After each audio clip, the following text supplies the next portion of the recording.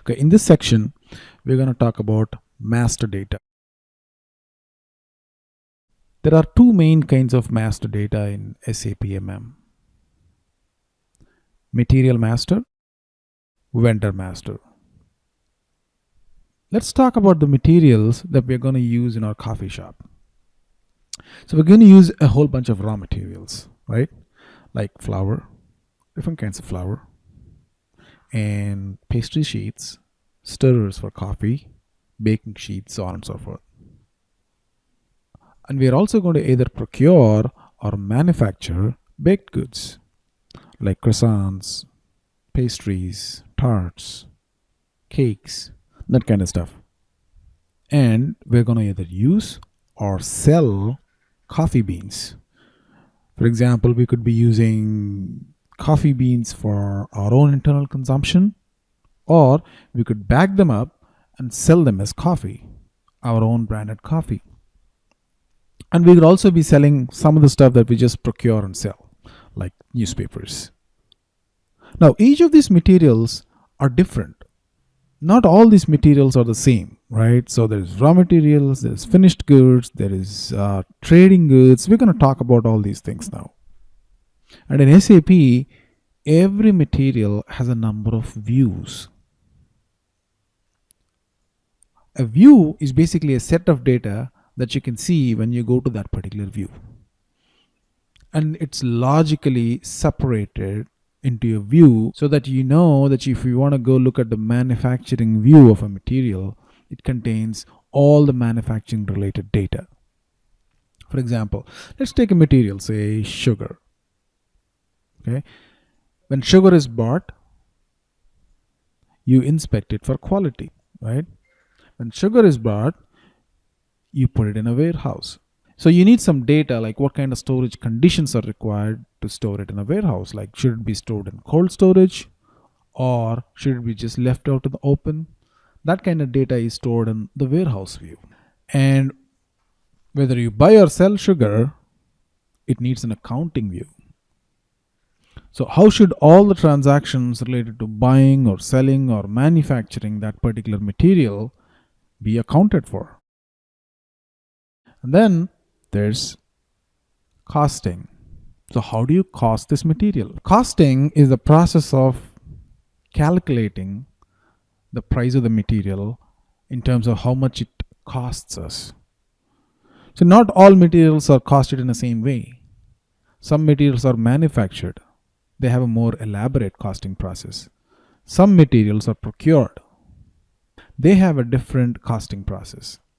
All the costing relevant details are available for sugar in the costing view. And similarly, if sugar is procured, the procurement settings of sugar are available in the purchasing view. So I think you get the idea, right? Planning view, manufacturing view, sales view. For example, we don't sell sugar. In that case, we don't need this view. We're not bothered about that view. Say we don't manufacture sugar. Do we need this view? Maybe not. But there are cases where we might need them even though we don't manufacture, because those settings might be used in some other places. But those are specifics. We'll talk about them as we go forward. Overall though, just understand that every material has a whole bunch of data related to all the different aspects of dealing with that material. Like, you sell a material, you buy a material, you manufacture a material, and through the process you cost it, you account for it, you plan it, you check quality. And not all materials have the same set of parameters. Depending on the type of use, you use the corresponding views. Similarly, for example, if you have coffee beans are not manufactured, so you don't care about a manufacturing view. So maybe you don't sell coffee, you only use it for internal consumption. You don't need the sales view. If you take finished goods, like a muffin, right? You manufacture a muffin in your factory, so you need a manufacturing view, and you also need to plan for how you manufacture things. You might also need extensive quality related data because you're manufacturing them yourself internally. And then there are some materials for which you don't really care about a lot of stuff. For example, there are stirrers for coffee. You don't care about the stock of stirrers, right? It's such low value that you don't really bother to spend a lot of time documenting how much stock you have, what's the value of it. So these materials are treated differently. They don't have planning, they don't have quality, they don't have warehouse, they don't even have accounting, or they might have accounting, but it's done differently. They don't have costing, they don't have sales, they don't have manufacturing, right? So these materials are different.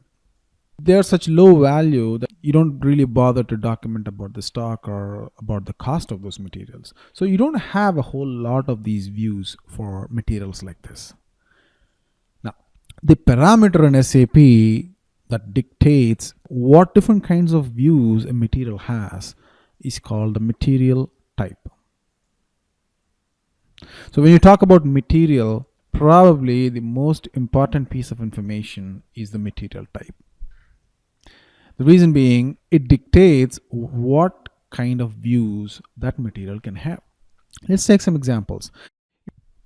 So if you look at finished goods, FERT, F-E-R-T, so it's a drop down here. So if you go to the material type and click on the drop down, you get a whole bunch of material types. Well, the most popular one is FERT, F-E-R-T, which stands for finished goods. So what do you use it for? Anything that's a finished good. As opposed to what? As opposed to raw materials or trading goods. We'll see some examples. Croissants, Black Forest, Blackberry tart. These are all examples of goods that we might manufacture or we might procure. For example, almond croissant, say, is a specialty that we don't produce but we procure from somebody else. In which case, it's still a finished good because we sell it. We don't do further processing on it. It's not like a semi-finished good. It's not a raw material that we process further. It's a type of goods that's finished and ready to sell. You might manufacture it, you might procure it, doesn't matter.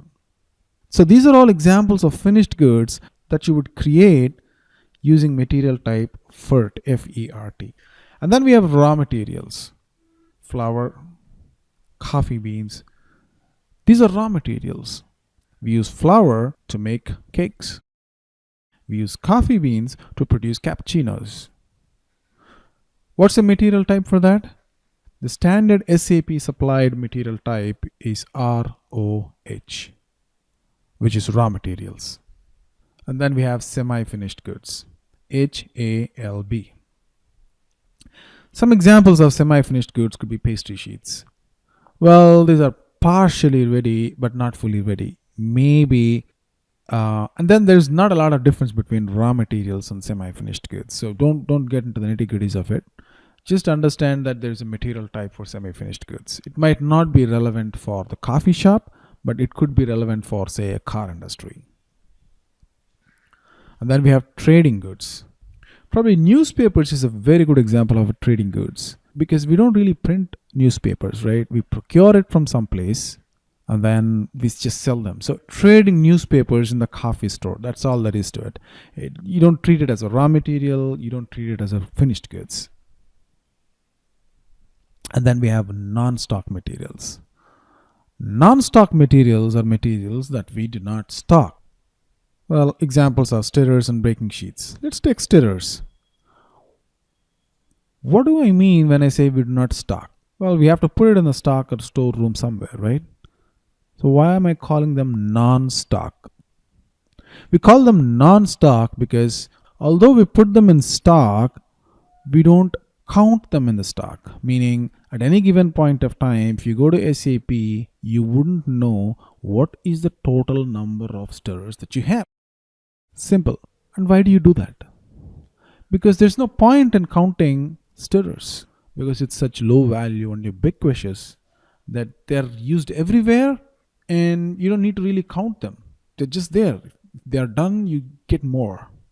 So typically all low value goods, really, really low value goods are called non-stock materials.